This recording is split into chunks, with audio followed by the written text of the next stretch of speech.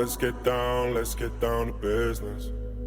Give you one more night to get this. We've had a million nights just like this. So let's get down. All right, welcome to another edition of the Podcats podcast, and specifically our department spotlight. We have two departments that are often grouped together, I think more in the general area of proximity because your offices and rooms are very close.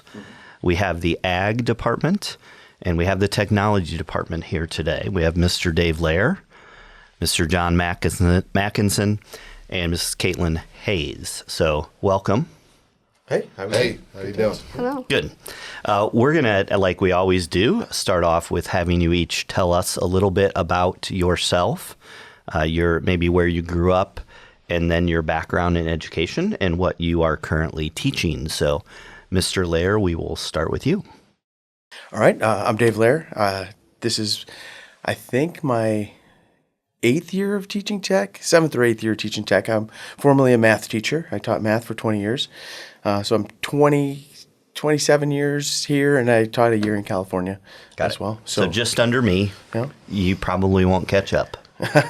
I'll be a freshman next year. I'll be retiring. So 4 years. Okay, well next then year. you're going to retire before I do, which is not fair, but that's okay. Well, I'm cheating. I'm using some of my military years. Okay, that is fair. That's not cheating at all. Yeah. Okay, keep going. So right out of high school, I grew up suburbs of Chicago. Right out of high school, I went into the Army, and I learned that I truly can do anything that I want to do.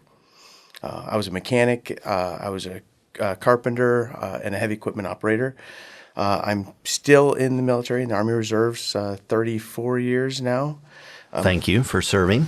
I'm a brigade command sergeant major, so I get around a little bit. I travel quite a bit.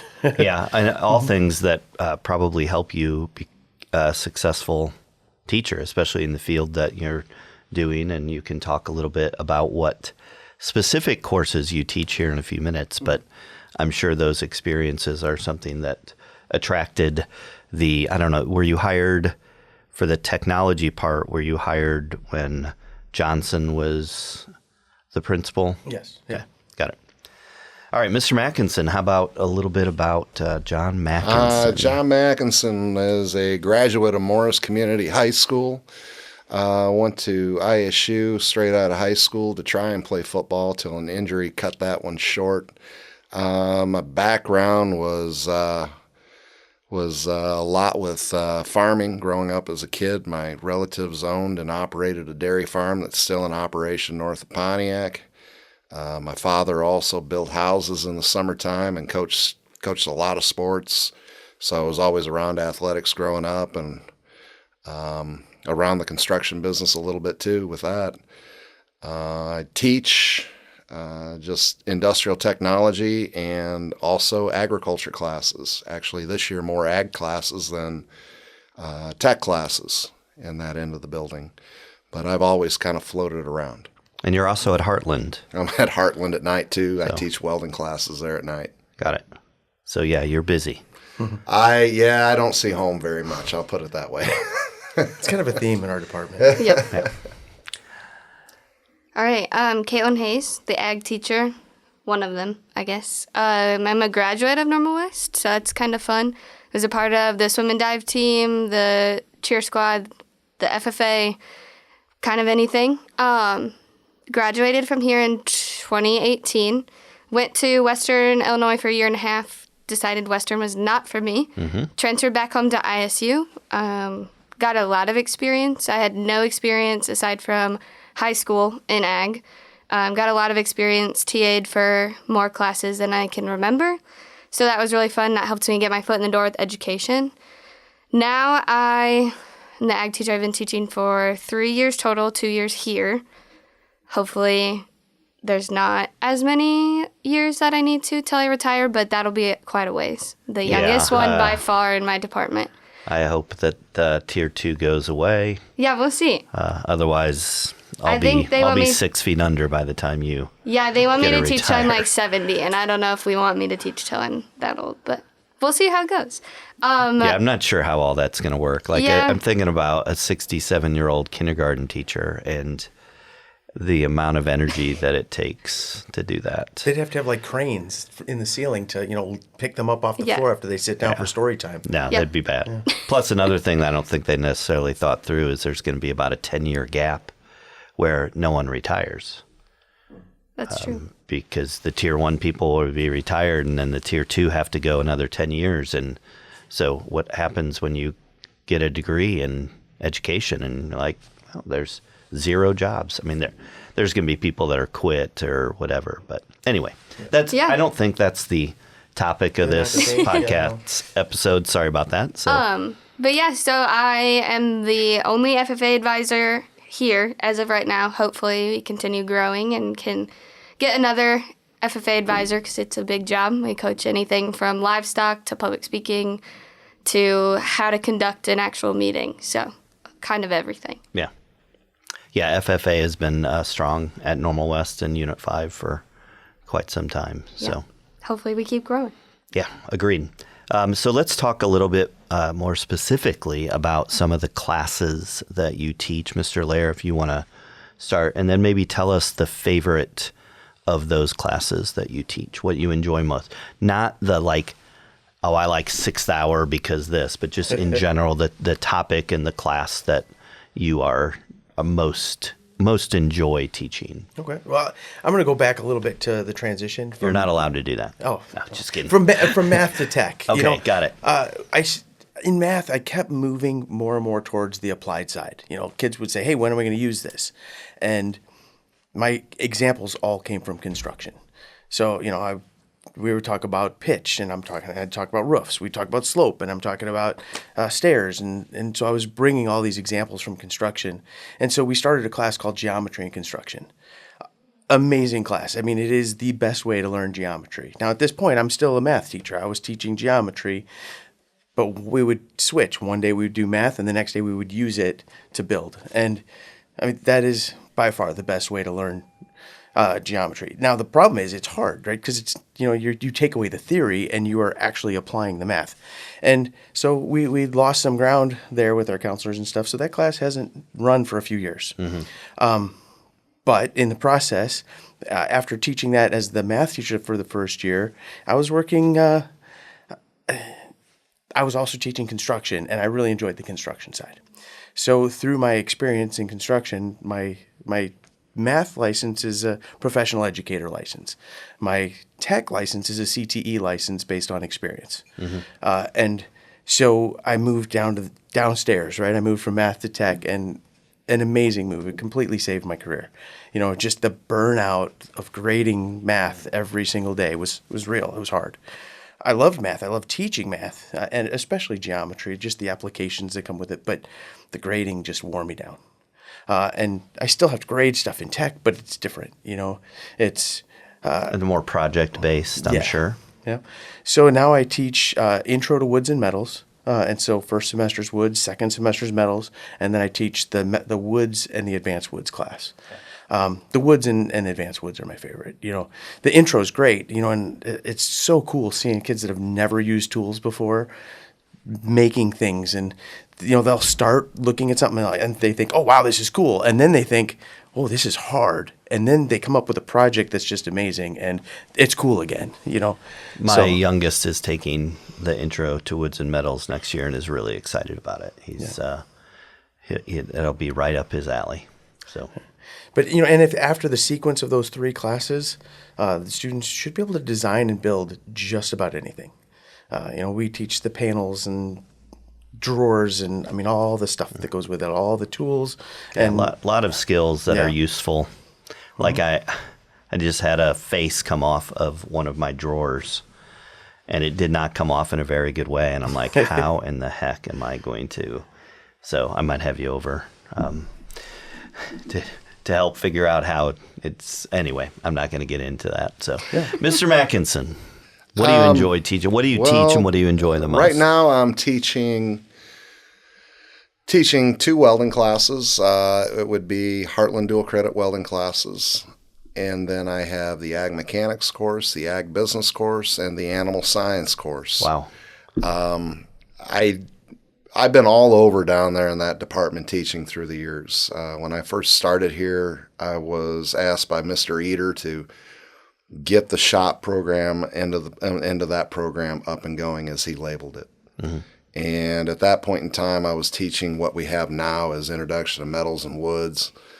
We taught that. I got that up and going. We had a metals program that we got up and going. We had the woodworking class that we got up and going, and it just kind of blasted out into something that we're seeing now, where we're needing 2 to maybe almost a third every once in a while to teach those particular courses, which is actually really neat to see. Absolutely. We didn't even have that room when we started Normal West. No, we didn't. 7 years in when we finally had the room that you create a lot of your products. And 2 years ago, we have the big shop, but 2 years ago, we turned a computer lab into our second shop. Yep. So we have 2 shops now. It's pretty awesome. Yep. But the program is just kind of what I look back and see on all sides of it has just kind of grown. It isn't just what people thought was drafting and communication skills. Mm-hmm. It's now very well rounded, I would like to say, in what we can offer. The things that I really like teaching a lot, I mean, there's so much of it though that I really enjoy teaching. But what I'm doing right now, I really think a couple of my favorites are the welding and especially the ag mechanics course that I teach. The ag mechanics course really lends to a lot of my background growing up in life, though. Mm-hmm. Yeah. And I can fully relate to all the stuff that we're teaching in that course. The welding class, again, I was a certified welder all the way back when I was 18 before I graduated high school. I went through a whole program, but that right there is something that I have also have some ties in with that, and how that has helped students progress for their future is what I'm looking for. You know, we have a CT environment or career environment right now that is needing a lot of hands-on students that want to go out there and be electricians, be the plumbers, be the welders, construction workers. And I really feel that the department that we all teach in can actually do a great job in preparing these students for those type of skills that they need, or just interest in general. Absolutely. To enter. I'm so glad we're kind of at a point in education where we're understanding that not everyone needs those 4-year college degrees to be highly successful in their careers. And in fact, a lot of times students were disserviced by forcing upon them some 4-year degree that doesn't even make sense. Yeah. We really like the long names in ag. So we have Introduction to Agriculture, Food, and Natural Resources, so our intro class. We have BSAA, which is Biological Sciences Applications in Ag, and then Veterinary Science are all that I'm able to teach this year. I would say that my favorite is probably vet science, just because we get to work with actual animals. So we get to bring in cats. I get to bring in my dogs. We teach them how to give injections, just how to do physical examinations, things like that. Those are really fun to get the kids to do hands-on stuff into the classroom, instead of just, hey, learn it from a textbook. So I really like that one. But I also really like intro, just to get the kids hooked into ag. And then you get to see them develop throughout the next 4 years. But I don't always get to see them develop. They often get passed to MAC to do the higher level courses. Right. Just because we've got so many classes that we have to offer multiple sections of each one. So It's a good problem to have. I'm excited for next year that we are like busting at the seams of how many kids we can actually fit in the ag room in an hour. So I really like both of those. So it's kind of a toss-up. Good. I think kids are starting to understand that a lot of this hands-on learning is interesting. Yeah. Right? And keeps them motivated, especially in this time that we have with these students who are used to being captivated like all the time. Yep. So they need stuff. And we have a whole nother section of offerings. Marty Cruzan is another member of our department. Yeah. He can't be here today. It's his birthday. Oh, It's wow. his birthday. Yeah, but he's Happy teaching birthday. right now. So, happy birthday, Marty. Yeah. But he teaches principles of engineering, intro to engineering and design, animation, digital media, advanced digital media. I know, and my favorite one is tech concepts. Is there one more that he does? I think just the tech class, the shop class. Oh yeah, and he's intro. he's taken another intro to woods and metals. But the tech concepts class is one that I just want to throw a plug because it's a great class. There's like 18 units where you just try everything, and it's all computer based, stuff. There's some engineering design process things. They make rockets and race cars and So again, more hands-on learning. Yep. great class. Excellent. All right. We always like to find out what our teachers would be doing if they weren't teaching. So I'm not talking about like, what do you do on the weekends? But if you were not a teacher, what would you be doing? So Mr. Lair, you can start again. I would. Like I said, in 4 years I'll be retiring, so I have to. I'm already thinking about it. A while back I would have said flipping houses, but now I'm thinking flipping cars. There's a show called Tex-Mex, where they drive down to Texas and bring cars, or drive from Texas to Mexico, bring cars back to Texas, rebuild them and sell them. I don't have to go so far. I'll just go down to like Arizona and Texas, and I'll bring cars up to Illinois, where they rust, and I'll turn some cars around. Interesting. I won't make much money, but I'll have fun. Right, exactly. So that's where part of your passion lies. Mr. Mack. I don't know because I've been teaching for so long and doing what I've been doing, but Well, I know you build a mean deck because we've built one together of my old neighbors. Shout out to Rosina. Probably not listening to the podcast, but that's okay. Well, I would probably end up doing something either in the agriculture or construction industry, maybe manufacturing. I don't know what I'd be doing for sure, but it would definitely be something more of hands-on related skills that needed to be, related to the job. Right. I'm not a cubicle sitter at all. I sit in front of my computer maybe for 10 minutes and I'm already exhausted. Yep. You'd be out there making stuff. I would probably be doing something. Good. Before I decided that I wanted to become an ag teacher, I wanted to be a veterinarian. So I would say that I would be doing something in the animal science, veterinary science industry. But I don't know. I like teaching too much. So. Well, that's good. That's a positive. So today's podcast sponsor is Select Screen Prints. Select Screen Prints has been in partnership with Normal West for over 25 years, providing quality Wildcat apparel at an affordable price. Choose Select Screen Prints for all of your custom t-shirt, sweatshirt, and apparel needs. They now offer digital printing, which allows for fast turnaround and excellent quality at prices that are less expensive than most online apparel companies. Select Screen Prints is the choice in Bloomington Normal area and beyond. Check them out for your next apparel order. All right, our last thing that we're going to cover today is on the wall. It's become a new tradition for us. It started with our podcast's interview with the first four, or the four, not the first four, the four principals. And so we went through and ranked whether we liked each one of those Wildcat traditions. So I'm going to flip the order here, and I'm going to start with you. Which of those 8 Wildcat traditions do you appreciate or like the most? What is the best Wildcat tradition?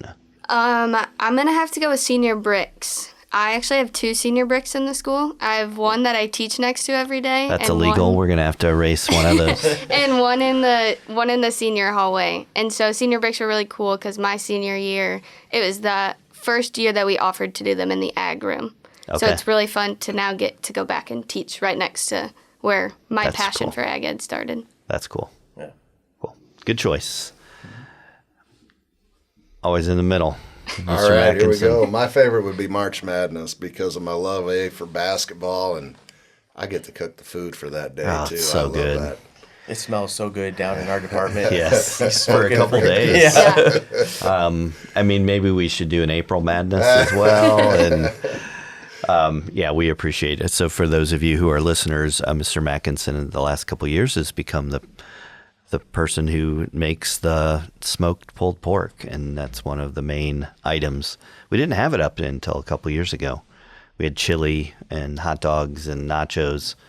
It's been a great addition, and I'm hungry as it's lunchtime. So thanks for bringing that up. Yep. So good choice. There's a lot of good choices up there. I've been here for a minute. Yes. But March Madness, we just focus on the wrong sport. The NCAA wrestling trials are happening about the same time. We'll think about that in the future, and we'll maybe try to tie that in. Sometimes we used to have like shots and like long shots, not shots. That sounded bad. Like a long shot competition for the faculty. Maybe we should do some wrestling. Absolutely. Yeah. Yeah. Food is always good though, so that that's a win. But I'm just gonna jump down to It's a Great Day. It looks like that's the one that Yes. bracketed out, but it fits with the positive mindset, and to me that's important. So Agreed. yeah. Yep, that was pretty much unanimous. Everyone thought that a great day to be Wildcat. And these are principals, so obviously, principal is going to be more kind of in tune with those types of sayings and motivators. Food is a motivator for me, so Yeah. March Madness is definitely one of my favorites. But okay, well, I really appreciate you guys coming on, especially since we had to reschedule a couple times. But you made it up, and I appreciate you guys, and I love what you guys are doing down in the ag and the tech department. We're obviously about as far away as we possibly can be. In totally different extremes in terms of the location of our offices, but you guys do great work down there. Keep it up. You do too, Tim. Thanks. Yeah, really Thank appreciate you having us, and this is quite the setup. It is a nice room. A really Yeah. good thing going with the Podcast. Yep. It's great. All right. Thanks a lot. Thank Appreciate you. it. Thank you.